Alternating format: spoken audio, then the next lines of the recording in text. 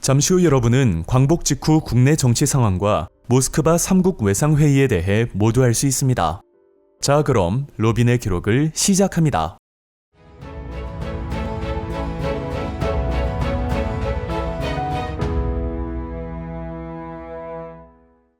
일본 패망 직전 조선 총독부로부터 치안권을 이양받은 여운형은 광복 직후인 1945년 8월 안재홍 등과 함께 조선건국 동맹을 중심으로 조선건국준비위원회를 조직하며 좌우 연합의 기반을 마련하기 위한 노력을 기울였습니다.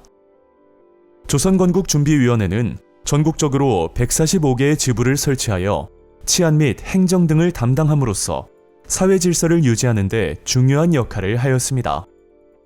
하지만 이 과정에서 조선공산당을 비롯한 좌익 세력이 위원회의 주도권을 장악하게 되자 안재홍을 비롯한 일부 우익 세력은 이에 대한 반발로 건국준비위원회에서 이탈하여 조선국민당을 창당하였습니다. 1945년 9월 미군의 한반도 진주 소식을 접한 조선건국준비위원회는 중앙조직을 정부 형태로 개편하고 각 지부를 인민위원회로 재편함으로써 미군과의 협상에서 보다 유리한 위치를 선점하고자 하였습니다. 이 과정에서 조선인민공화국의 수립을 선포하였으며 이후 조선건국준비위원회를 해체하였습니다. 이 밖에도 여러 정치 세력이 각기 다른 정치 이념과 목표를 가지고 활동하였습니다. 우익 단체로는 한국민주당, 독립촉성중앙협의회, 한국독립당이 있었습니다. 송진호와 김성수의 주도하에 결성된 한국민주당은 대한민국 임시정부를 지지하는 입장을 표명하였고 미 군정청과 긴밀히 협력하였습니다. 이승만은 미국에서 돌아와 독립촉성중앙협의회를 조직하였고 김구는 대한민국 임시정부의 주석이 아닌 개인 자격으로 귀국하여 임시정부 관계자들과 함께 한국독립당을 중심으로 활동하였습니다.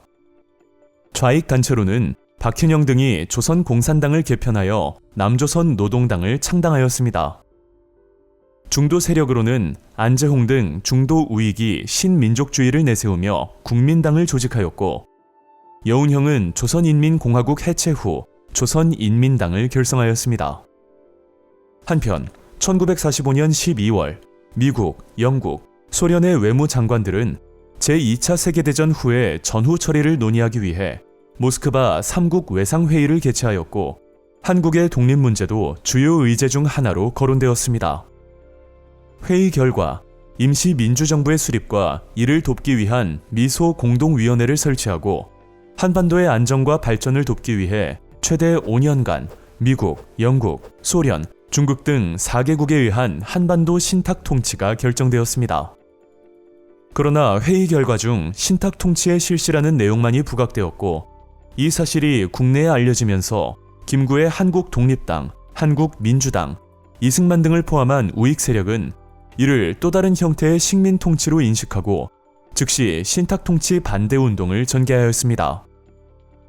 좌익 세력인 조선공산당 역시 초기에는 신탁통치에 반대하는 입장을 취하였지만 회의 결정의 본질이 임시민주정부의 수립에 있음을 인식하고 모스크바 3국 외상회의의 결정에 대한 총체적 지지로 입장을 바꾸었습니다.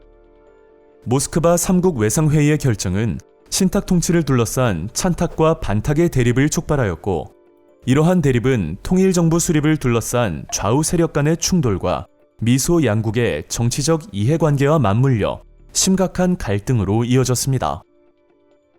이후 우리나라의 역사는 어떻게 흘러갈까요? 미소 공동위원회와 이승만의 정읍 발언편에서 아주 자세히 알려드리겠습니다. 로빈의 역사 기록.